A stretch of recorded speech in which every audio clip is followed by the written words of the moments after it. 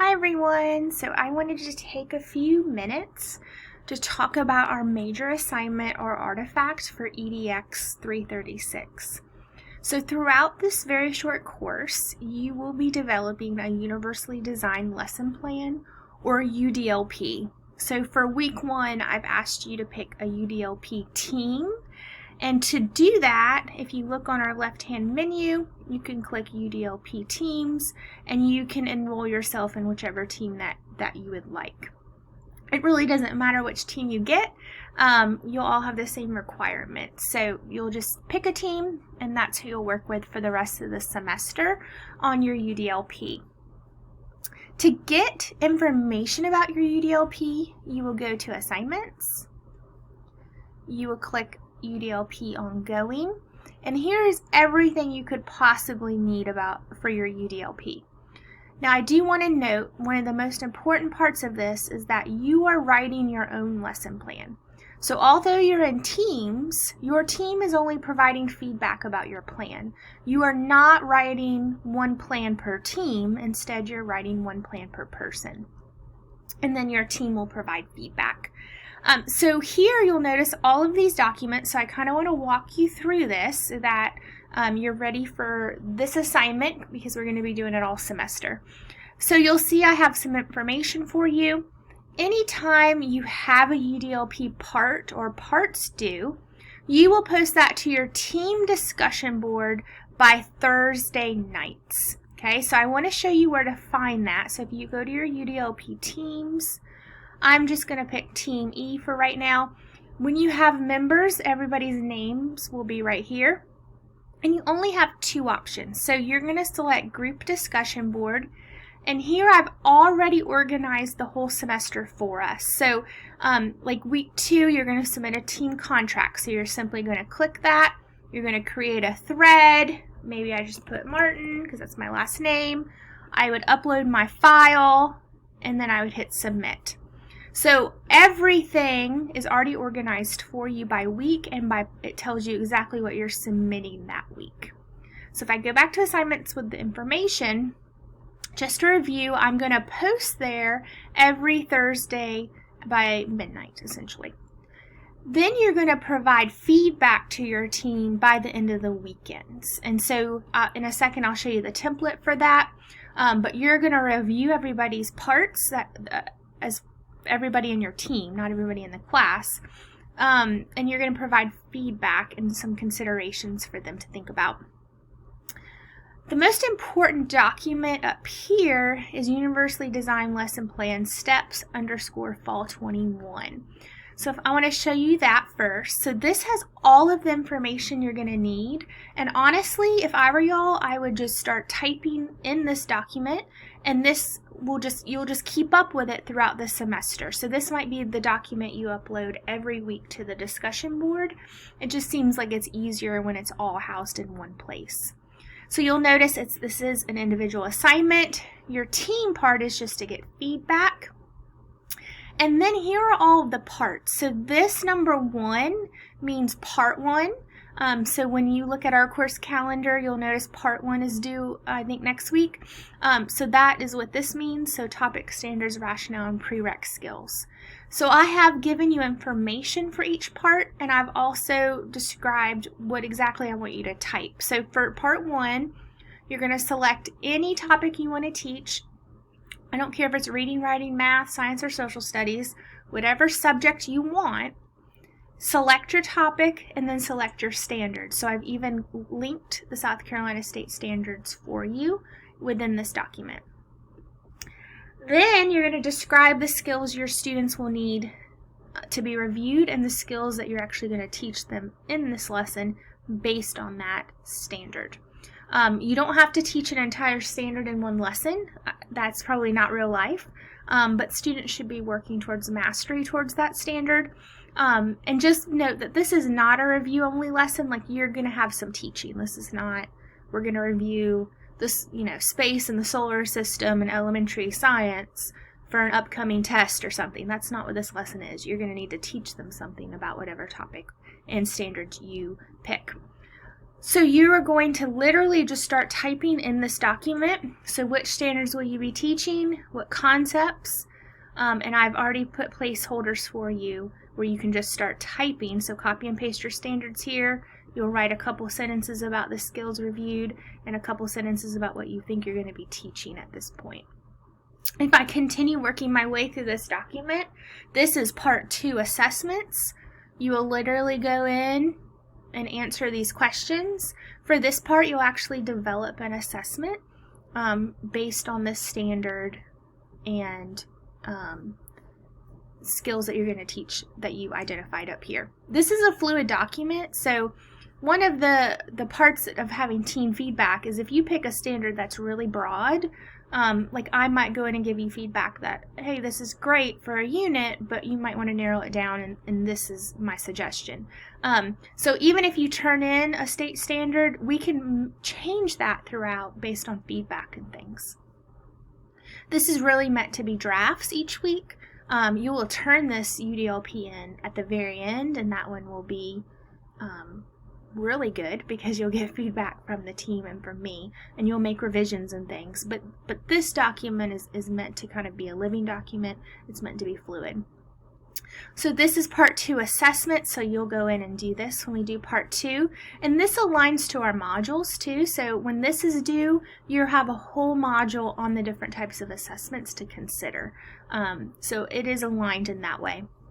Part 3 is lesson objectives. So again, answering the questions. I've given you space where I would expect you to type something. Part 4 is class constellation and grouping of students. So if you noticed on our Blackboard site, let me go back there, you'll notice UDLP students copy on this. It's not letting me click right this second. But if I click this, a whole PDF will come up about, here it comes, about our case study students that you can pick. So you're going to select 2 of these students. I really do want you to wait until step 4 to pick them. I don't want you to pick your students out ahead of time, because one of the purposes of this is that we can modify any lesson for the needs of our students with disabilities. So I really do want you to wait till part 4. But for that part, you'll literally just answer all of these questions. You'll describe them. You'll group your students, and you'll write an objective for your case study students. Part 5, I've given you the links that you'll need to do that part. Part 6 is materials and resources. Part 7 is the big one. This is where you're actually going to outline how and what you're going to teach. And so we'll do it in this way. And again, a module about explicit instruction will correspond with when this is due. So you'll get all the information about what I'm expecting in the modules.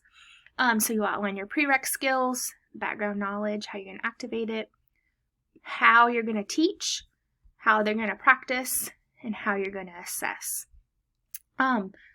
One of the most important things is that this section, the independent practice and assessment, should be aligned, and I say this in the module, but I'll say it here now.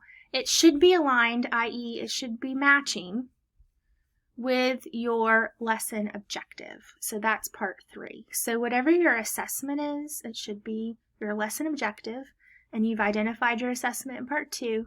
So whatever your summative assessment's going to be, that should match your lesson objective, and that should match your independent assessment down here in part 7. So it all should be aligned. That's one of the things that I'll be looking for. And again, this is a draft, so like I might come with some feedback, and that's part of this. And then part 8 is how you're actually modifying for diverse learners. Part 9 is questioning, 10 is follow-up, 11 is theorist. So essentially this whole document is using the backward design framework to plan a lesson. And so I really want you to actually use this document, so please upload it every week. And again, you're going to upload it to your teams. And if I go back to E again, go to your discussion board, this is where I'm going to upload all the parts. So if I were y'all, I'd just upload that document every week with all of your revisions and additions, depending on what we've done in the module. So I just want to show you, like for module 2, which I'm about to open soon, It talks about backward design, and so that's what you're doing for your UDLP. So it really is meant to be aligned in that way. So whatever we're talking about instruction-wise in our module, that is probably what's due for your UDLP that week. If I go back to assignments, I want to show you a few other things about this UDLP assignment. So you are going to submit your part or parts each week. Most weeks you have more than one part due. And this is the rubric I'll be using to grade those parts. So you'll see, like, I'm really just grading you on whether you actually tried, and there's a draft being presented with those parts. This again is meant for me to give feedback and for your team to give feedback. This is not meant for something that you have to turn in something perfect every week. That's not the point of this. And then, so that's due on Thursdays. So this will be the rubric I use on Thursdays for the parts you submit. And then by the end of the weekends, you're going to submit feedback to each team member. And I've provided you a template for that. So you will literally just use this chart, which I've given you the blank chart up here. So you could just use it as a Word document. And you will literally just answer these questions for each of your teammates' parts. And so how did they utilize evidence-based practices? Did they consider students with special needs? Was it thorough? Could you have done it with just what's written? Strengths and then an area of improvement. So it's not just, hey, I'm going to give you feedback on whatever I like. It is going to be very structured. And this is the rubric that I'm going to use to grade the feedback you gave to your team. So we'll have 2 rubrics every week. This one's based on what you actually submit for your UDLP part. This rubric's based on your feedback for each team member. So most of you will have 5 team members, so you will be responding to 4 people every week in our UDLP teams. Okay? Again, here's just copies of the rubric, the students, but please wait till part 4. This is just the Word version of the team feedback, and this is the document that you need to be successful with this UDLP. I'm going to be giving feedback in the forums every week. If there's an instance where I think we need to touch base, then I will email you more specific feedback or even maybe ask for you to meet. That doesn't happen too often. So usually I'm able to provide feedback just straight in the discussion board, just like your other team members. So that's where you'll find my feedback as well. So this is our UDLP. It is the entire semester. So if I go to our course calendar, let me pull that up. You'll notice like UDLP part 1 is due next Thursday, the first week of September, and the team contract is also due that day. And then typically you have more than one part due. Part 7 is a big one, but again, it corresponds to explicit instruction, so this is actually you describing your instruction here. So the whole goal is that you have a really, really good final UDLP by the end of class, by the last day of class. And what you'll do is after you've gotten feedback through all these parts, you'll revise it and then you'll submit the final one for a final grade using the lesson plan rubric. So that's how we've kind of chunked our UDLP. If you have any questions, please reach out to me. Again, UDLP Teams link on the left will be really important, as well as this assignments link with UDLP. All right, thank you.